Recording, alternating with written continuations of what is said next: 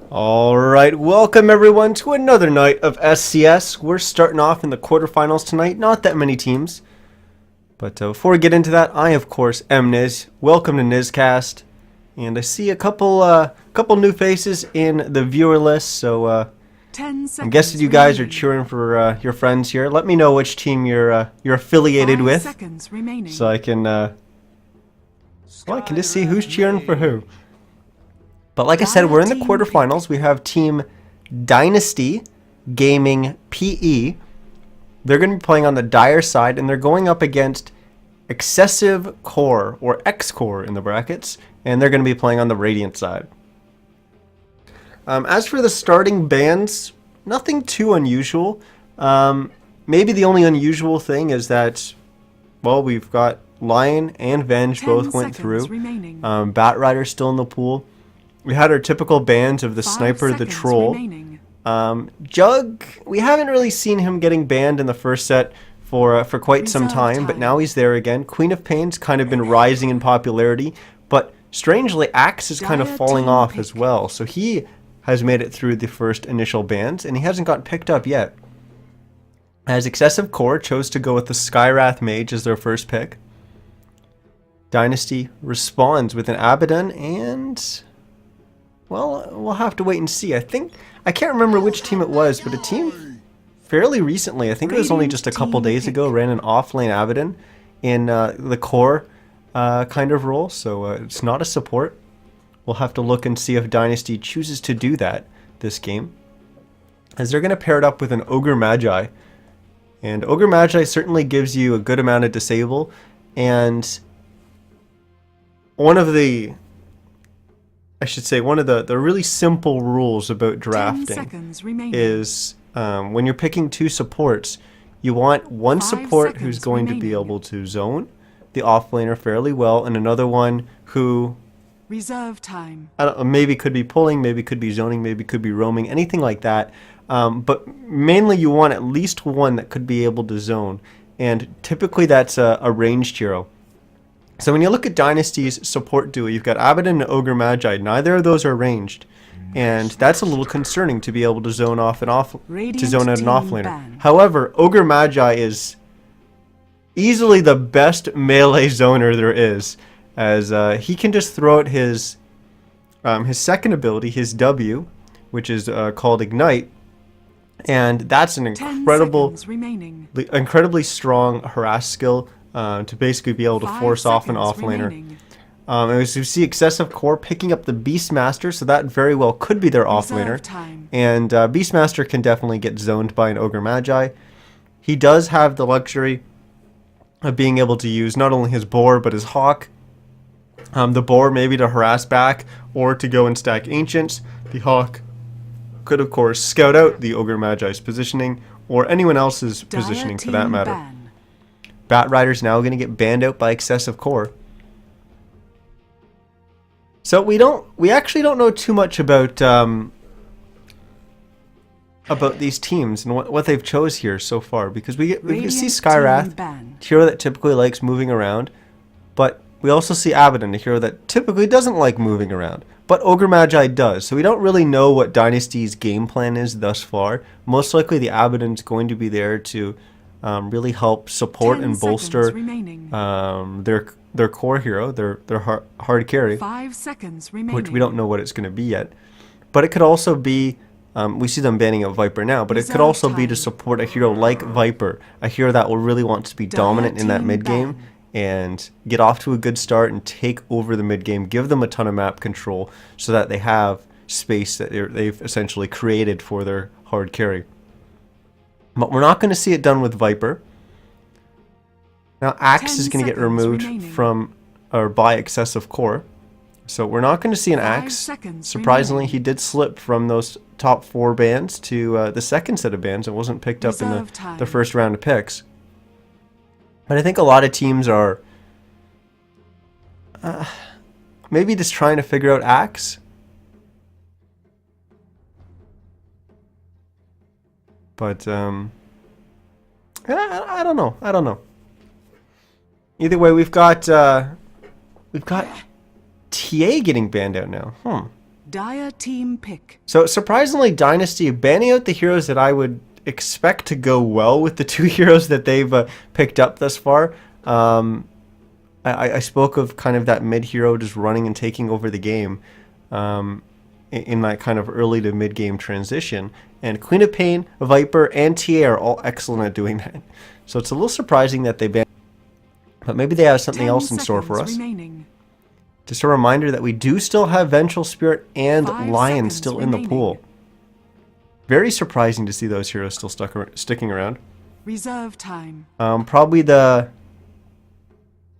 I guess the biggest ticket offlaner that's still in the pool is going to be Clockwork, as we've got Bat removed, and looks like Excessive Core has already chose theirs in the Beastmaster. But I think Clockwork would be a little bit risky for Dynasty to pick here, going up against the Skywrath, but it is going to be the Vengeful Spirit that they're going to go with. Team pick. I'm not really sure what Snow Crash you just said in chat. It's in a different language, but I think it has something to do with the Stream Sniperino.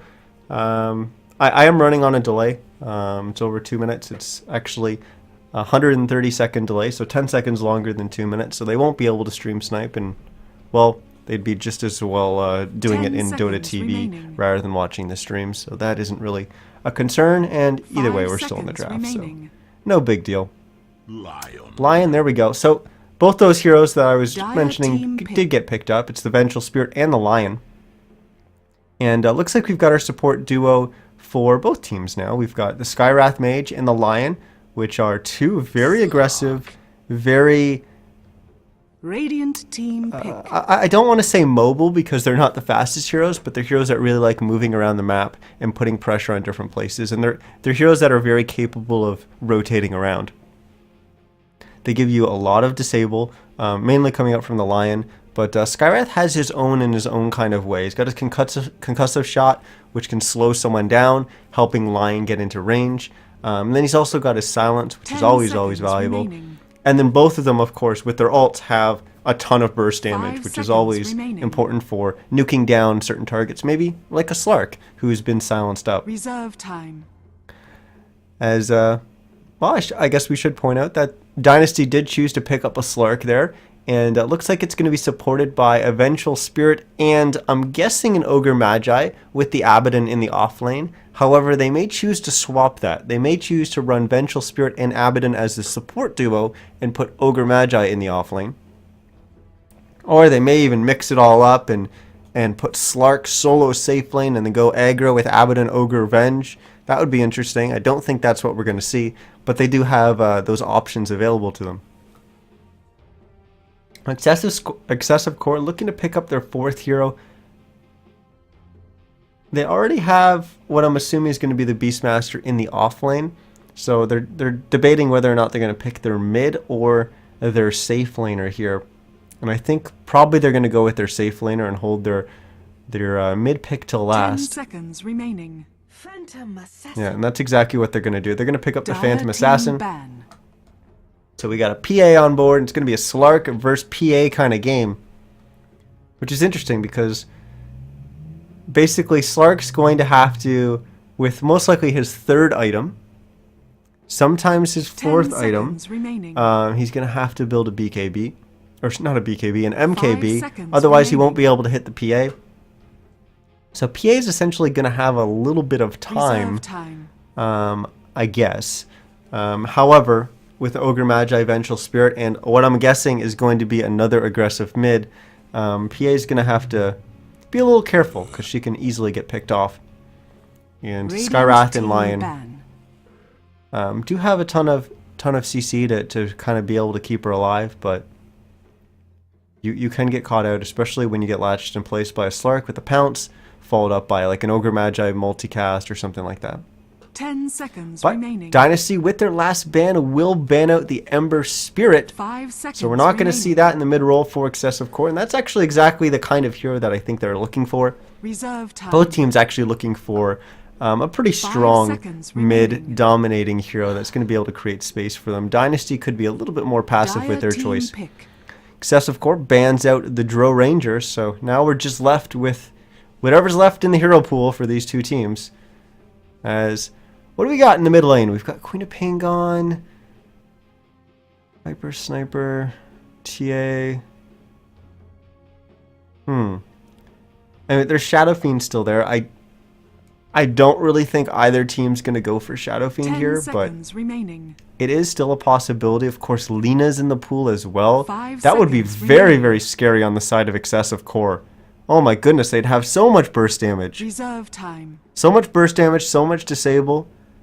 I think that's definitely what Excessive Core is going to be looking for. Question is, will Dynasty look to pick it up first? We also do 10 have Storm seconds Spirit in the pool remaining. as well. That would be an interesting pickup for Excessive Core as well. But Dynasty's going to go with the Invoker. So that's a hero that's going to give them quite a bit of control in a team fight as well. Assuming he goes for, you know, kind of a Tornado build. Tornado EMP, that kind of route, Quas Wex. However, they could just as well go with an Xcore kind of build as well, giving them a little bit more damage, as that's something they're kind of lacking as well, with having either the Abaddon or the Ogre Magi as their kind of core offlaner. And I think 10 that's probably seconds what we'll see, remaining. but who knows? It's going to be the Storm Spirit for Excessive Core, so they chose to go with that instead of the Lina. I'm actually not sure how the Lina versus Invoker matchup goes. I imagine it would still be fairly favored for the Lina, but like I said, I don't exactly know how that lane goes. But either way, we're not going to see it, so we're not going to find out this game as we wait for the last hero to be picked up by Dynasty, and we'll be set for the start of this game. This is the Semi-Pro Cup Series. We're in the quarterfinals. I'm Niz. You're watching NizCast. And we have Dynasty on the Dire side going up against Excessive Core on the Radiant. 10 seconds remaining. And in less than 10 seconds, we'll be underway. 5 Hopefully seconds without a remaining. pause. There we go. We're into the game. And it immediately gets paused. Happened right as I hit F5 to open my panel here. I was like, oh, I did hit F5, right? Yeah. But yeah, unfortunately, we are going to be paused here. And guys, my mouse died between the last cast and this cast. My Logitech G500 mouse. It did die between last cast and this cast. So I am operating with a completely new mouse. So hopefully we don't have any issues with it. Hopefully I can get everything kind of sorted out here when it comes to moving the camera. I can already feel something that I'm going to adjust in between games, but it should be okay. I'm actually going to make a mental note of it. And by mental note, I mean an actual note. Sorry about that. But yeah, let's jump on into this. Let's introduce the teams and the players. On the Radiant side, we do have Team Xcore. Playing their line is going to be Banksy. Playing the Storm Spirit, it's going to be Agony.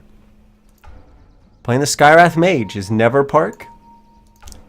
S-Bax, hope I'm saying that right, is going to be on the Beastmaster.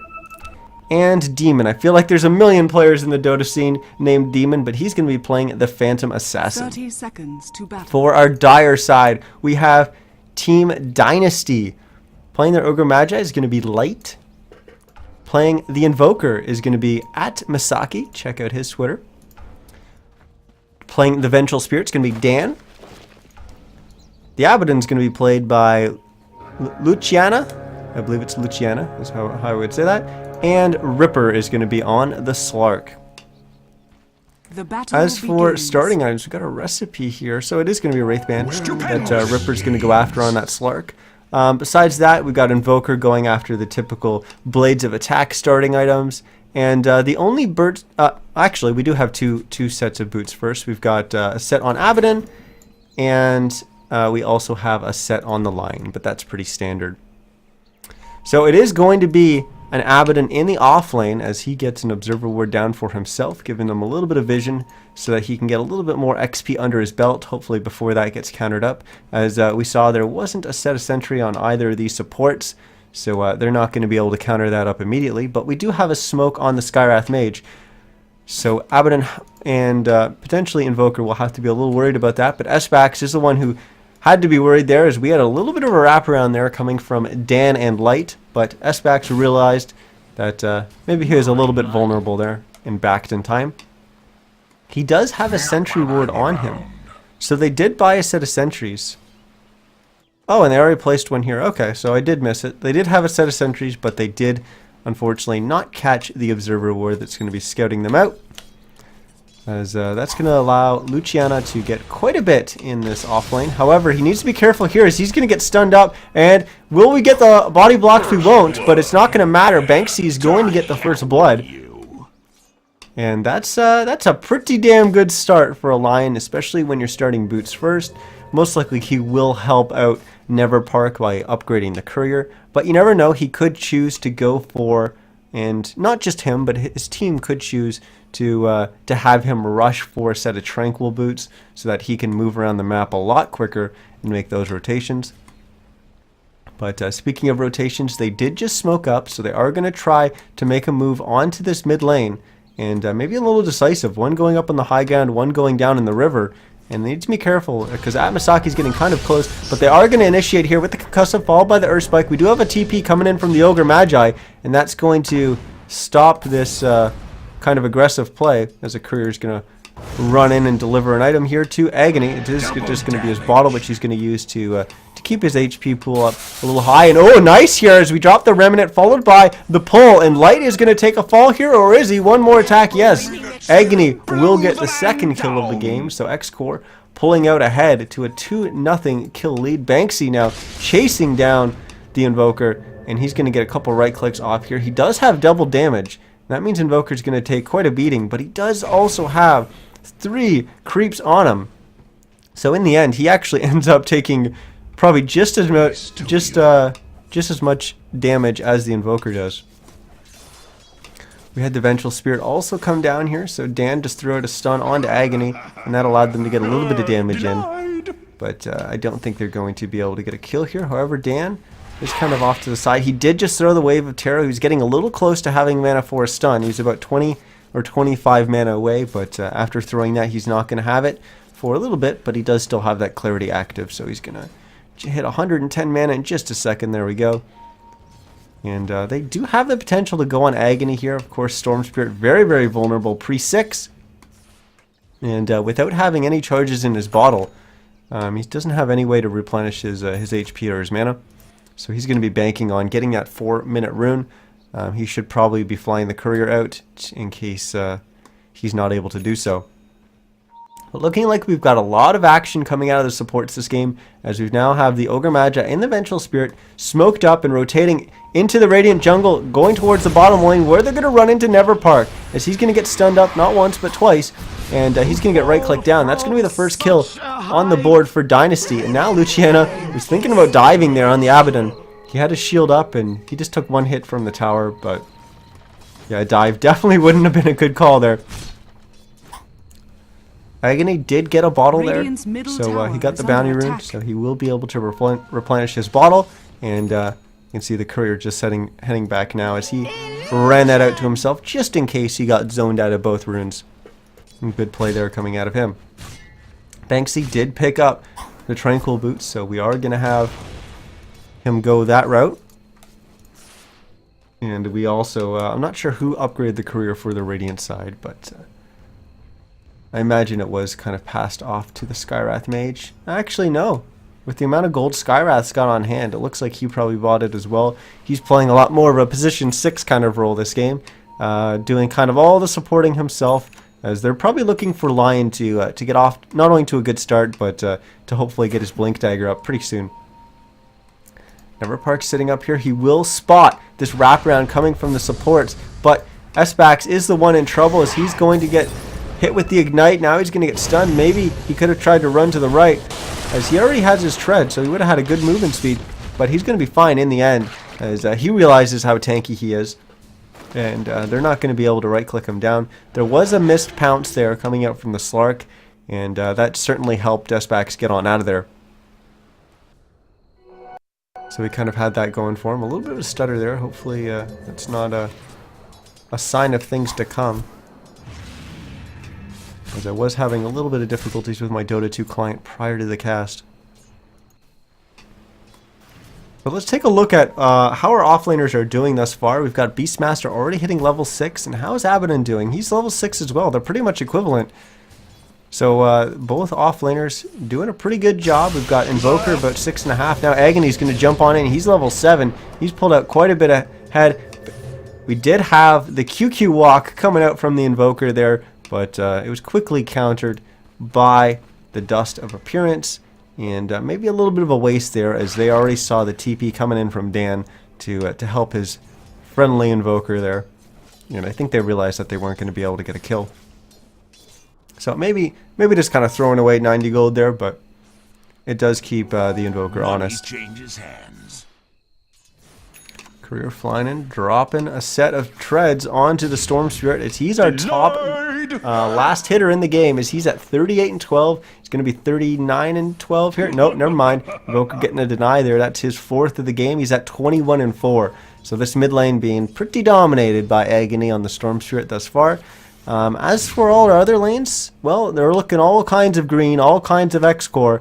As when we look at the safe lane farmers, we got Demon at 36 and 5.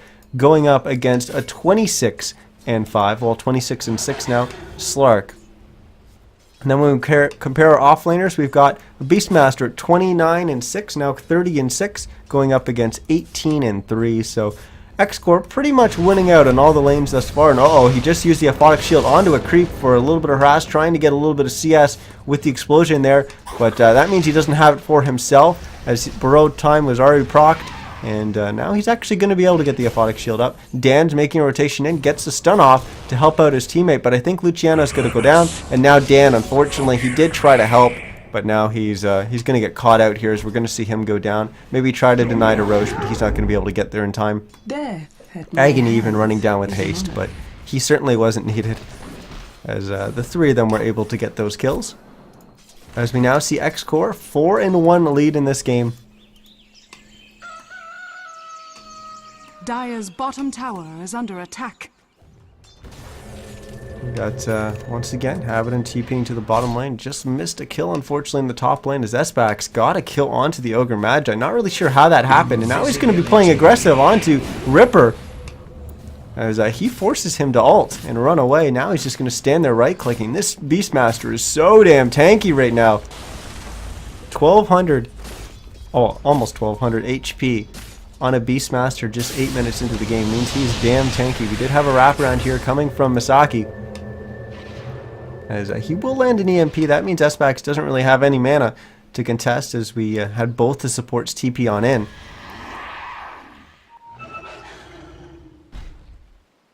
Bansky just doing a little fishing there. We only have 2 sets of wards on the map, and it looks like the Radiant side has devoted theirs to protecting their safe lane carry. You need to make sure that PA stays alive from any kind of TP ganks or any kind of rotations like that, which certainly Dynasty is very capable of doing.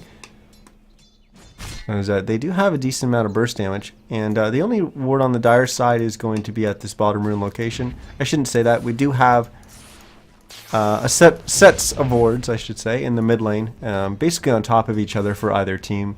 But they're just going to give everyone pretty much the same vision, so no big deal there. It's just the high ground vision.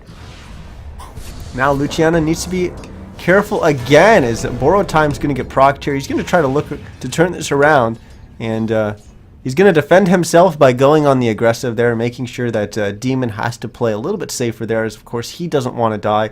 Certainly trading your own life as a hard carry versus the offlaner is never a good trade. So thinking a little bit better of it.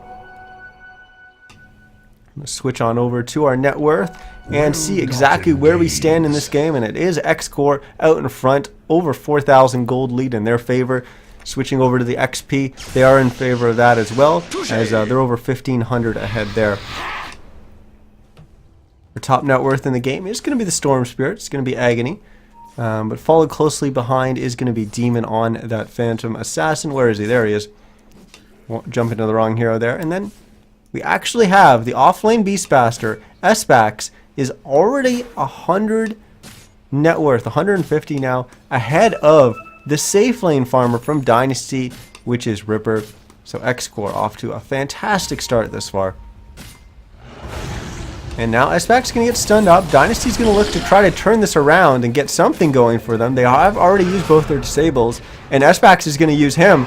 And they were looking like they were going to be able to get the kill, but now we have TPs coming in from Mansky. Unfortunately, he just TP'd into his death. Agony now will not do that, as he's going to TP on in to get not 1 kill, but now 2 kills, as he's going to drop the Ogre Magi as well. And now Dan has to be careful. Agony's coming on in here, but he doesn't really have much mana. And, oh, he just gets hit with a tornado. He just is going to have to walk away here. He doesn't have his haste activated anymore because Tornado's going to purge that. But he will get a kill on Dan before he goes down. So a good trade there coming out from Agony. That's going to give him a triple on the fight. However, he did go down to the Invoker at the end. So Invoker getting a nice little boost there in gold and XP. But you still have to say that was very heavily favored. Unfortunately, Fight Recap doesn't recap all of it for us. But certainly heavy Xcore favored that engagement. And meanwhile, while that was all going down, we had the Slark die in the fight, but Demon was just sitting there farming away, uncontested in the bottom lane, getting further and further ahead of the Slark. And now we have to really wonder, what is Dynasty going to have to do to get back in this game? Xcore has a lineup that if they get the ball rolling, if they start snowballing, they're going to become a very, very scary team. Lion with the fast Blink Dagger, always terrifying. He doesn't really have much gold on hand right now, just 100. But he's already got his core out of the way, so expect that Blink Dagger to come up fairly soon. And this is certainly going to help, as they're looking like they're going to get a kill here on the Misaki. Will Dan cancel his TP? No, he won't. So he's going to get stunned up, and he's going to go down. They use the Mystic Flare there to even secure that kill. So another 2 for Xcore. And now that we have the level 6s, the ults on both the supports here for Xcore, that means they can pretty much get a kill on whoever the hell they want. Because with the Finger Bang and the Mystic Flare, that is so much damage. Dire side, unfortunately, Dan still level 5.5, so he's got quite a bit to go before he's going to be able to have those swaps to be able to save his teammates. Speaking of saving his teammates, that's kind of the idea of Luciana on the Abaddon, as he should be able to save his teammates, but hasn't really been participating much in these early engagements. They really wanted to keep him in the bottom lane, get that XP going on him, so he's maybe able to support a little bit better. And I shouldn't say support, because people typically associate that with the 4 and the 5 role. But I should say maybe assist his teammates in the team fights. But Light does have 6, so they do have the possibility of getting multicast, and maybe that's what they could use, lucky multicast. But Dan, electing to go with the Magic Missile build on the Vengeful Spirit. We've seen a lot of players recently go kind of a 1-1-1 build and then max a Wave of Terror. Rush for a medallion. That allows for a quick Roche, but we're not going to see that this game. What we are going to see is a smoke coming out from Never Park and SBAX. Speaking of SBAX, how close is he to his blink? He actually has enough gold right now for his Blink Dagger, so that is going to be very, very scary. And uh-oh, is Dan going to walk to his death? Is Light going to walk to his death? Is neither. As SBAX has been scouting with the Hawks, so they did know that that rotation was coming. Unfortunately, they just weren't able to predict it well enough. Never Park's smoke actually got popped there. And now SBAX will as well, as they're going to look to open up here onto Ripper. And I think Ripper's just going to go down, as they're going to open up on him with the Roar, followed by the Mystic Flare. There's nothing a Slark can do there. It doesn't help that he was kind of sitting on half HP there. But we did have a dive in the bottom lane from Demon. He's going to get another kill on Luciana, but there is a TP from Misaki that's going to come in, and this should be a dead Demon, and indeed it will. So Invoker with the quick TP there will get the return kill. But nothing is going well for Luciana on the Abaddon, as he's now 0-4. He does get an assist there, so that maybe helps him out a little bit. But this Abaddon definitely not off to the kind of start that they were hoping for. Now with Xcore having the lead that they do, they're going to look to get some solid damage on this tier 1 tower.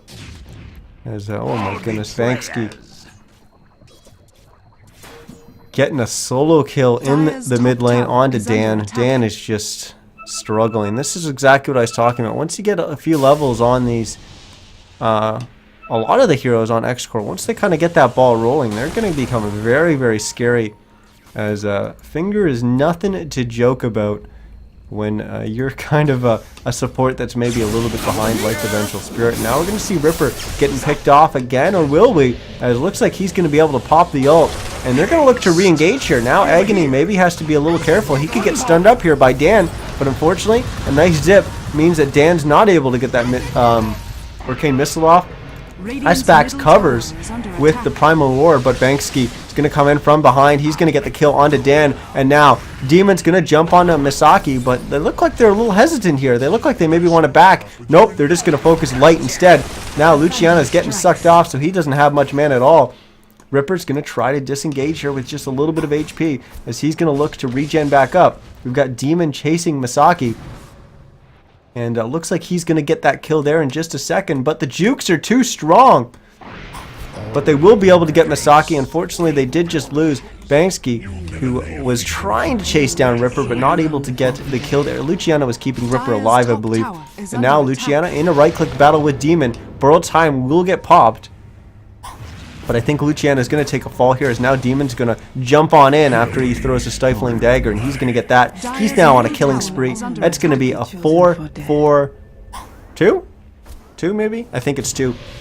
Trade, and now maybe it's going to be 5, as Ripper potentially going down here, or are we going to see Demon go down instead? It's going to be both, I think. Yes, both are going to go down. We did lose the Skywrath Mage as well, and now SBax maybe he's getting a little overzealous here, as Dan's going to wrap around from behind, get the Magic Missile off onto him, get him kind of low, but never mind. Dan's going to be the one who's going to go down, as he gets Primal Roared, followed by an Earth Spike. And it seems like this team fight's never going to end, but I think now it just may well. They're either going to be able to catch Banksy here or not, and it looks like they're not, as he lays down a nice Earth Spike, catching 2. But while all that was kind of going on, Agony, when he kind of came back, jumped on into the mid lane, dropped his tier 1 tower. So everything seemingly going Xcore favored there. Maybe they overextended a little bit too much, and they lost a little few too many heroes, but I think in the end it's definitely advantaged them. And we unfortunately missed the fight recap, but we can bring up the net worth, and you can see, well, the net worth isn't as unsure about how that went as I am, as well, it's pretty clear that it's been Xcore, and it's been Xcore the whole time, as they're over 10,000 gold lead, almost 12,000 gold lead. XP over 7,500 as well. Now they're looking to increase that a little bit more, as Agony getting a little bit of harass damage there on Luciana, but need to be a little bit careful, because they saw both Dan, Light, and Misaki in behind, and you typically don't want to have to force a fight or look to force a fight when you're 2v4. Lots of TPs coming into the top lane. They really want to put some pressure onto Ripper here. And surprisingly, Dynasty actually making the rotation up from the bottom lane, kind of coming up to the top lane, rather than just saying, you know what, we can trade here. Let's take the tier 1 tower in the bottom location. We'll lose our top. As a Ripper should have been able to get out of there, but he didn't just run straight back, as he ran up into the trees, and there's no TP support coming from his team. It seems like half of them made the rotation back up. Half of them stayed down bottom, and they are going to get this tier 1 tower, so they are going to get the trade. But they kind of just left Ripper to die there. We do have an Orchid finished by the Invoker. That's a huge plus for them. I was speaking about it early. Banksy does just pick up his Blink Dagger from the side shop. That means he's going to be very, very scary. We've got a Bloodstone up on the Storm Spirit. Never Park's even off to a decent start as well. He's got his Arcane Boots and another 1,100 gold on hand. Look to see if he chooses to go with maybe the Rod of Owie. Most likely going to go with like a 4-staff, something like that. SBax, he's got his Blink, and he's got a point booster, so going for the Egg Scepter. What does Demon have? How has he been building? He's got his Helm of the Dominator and a Claymore. So it looks like he's actually going to still go for the Battle Fury. And now, unfortunately, Dan getting caught out here. He will drop an Observer Reward, so he got something done with his life. Now, Tornado will fly through. It will catch out Neverpark, but Earth Spike is there. to kind of cover them. It doesn't actually hit anyone, but does a little bit of zoning. Ripper now focusing down Demon. Demon, I think, is going to take a fall here. So good pickoff from Dynasty as they manage to drop Demon, who overextends a little bit there. And unfortunately, the heroes on the Radiant side not able to help him out, as he just went a little bit too far. They were kind of on the defensive there. It was a nice tornado that allowed them to catch the Skywrath Mage, which they eventually did get the kill on. Well, we have a Soul Ring up on the Ogre Magi. What does Dan have? Not much of anything. Just his Observer Wards. Luciana almost done the mech. In fact, he does have enough. He's just going to have to walk back to base and pick up that recipe. Ripper electing to go with the Shadow Blade on the Slark. And we already saw the Orchid on Masaki. There's that mech just getting finished by Luciana. Let's take a look at what Dan's trying to accomplish here. It looks like he was kind of thinking of warding. He's got his ward dropping down here in about 15 seconds. I think he's actually waiting. He's trying to keep vision for as long as they possibly can. He doesn't really want to overlap. Oh, okay, he's stacking the Ancients. That makes more sense. As now he will drop the Observer Ward here as well. And he'll go for the Bounty Rune. He actually hasn't dropped the Observer Ward. Now he's going to get Primal Roared by S-Backs. I don't think he's going to have enough damage to be able to kill Dan. Yeah, but here, oh, Agony's going to fly on in. Unfortunately, misses Dan. Doesn't get the kill there with the Ball Lightning. But S-Backs is now going to be the one who's going to take a fall. Is nice kind of grouping there coming from Dynasty. The problem is if you do too much of this, then when Demon's kind of off by himself, he's just going to get further and further ahead, and he's going to be very, very difficult for them to deal with later on. We do have a TP here from Dan trying to catch Agony, who does still have a ton of mana because he's Storm with a million billion mana regen with that Bloodstone. Nice little Earth Spike there coming out from Banksy as he's going to catch two and then blinks away. Masaki throws down the tornado, just guessing where he's going to be. Unfortunately, just slightly off the mark. Had he caught Banksy there, they maybe could have had a kill because he was already TPing. But unfortunately, he was just off the mark. But certainly a good guess on where that line would be. So, how does Dire get themselves back in this game? Well, they do have some pretty defensive wards. Their Observer Wards coming out here. We do have... This Sentry does belong to them as well. I unfortunately can't see because it's not a special Observer Ward, but that means that because it is just a normal Observer Ward, then we know it's actually belonging to the Dire side because their Observer Wards are just normal, and the Radiant's got a little bit of different ones on Never Park. So I think one of the main things that Dynasty needs to do is try to limit these Observer Wards that are in their jungle, give themselves a little bit more space to farm and kind of outmaneuver their opponents a little bit. They do have this Sentry Ward that does just miss that Observer Ward, so most likely they aren't going to counter ward that again. They also thought there was one up on the pillar. There wasn't. So they know that there's an Observer Ward somewhere around there. Obviously with the Slark it's going to help them a little bit. Agony now jumping in on Misaki, who is invis. However, he's under the guise of a Sentry Ward, and he's going to go down with the help of a Finger Bang coming out from Banksy, who is going to go down as well. Luciana's actually getting the kill there on the Abaddon. Now, Agony's choosing to go after Light here, but maybe he's gone a little bit too far, so he's going to get stunned up. Never mind. He does get the kill onto Light. And he's going to be fine disengaging there. Dan's the one maybe in trouble. Actually, never mind. Agony walks on into Ripper. Ripper decides just to turn around and kill him. And he does that. Unfortunately, Demon says, well, you know what? If you're going to kill my buddy, I'm going to come kill you. And now he's going to say, now he's going to kill his buddy as well. So, double kill there coming out from Demon. As we've got 3 heroes left standing here for Xcore. That gave them a huge gold lead. 19,000 or 1,900 more gold in their favor, and with the claiming of this tier 2 tower, it's going to be a little bit more as well.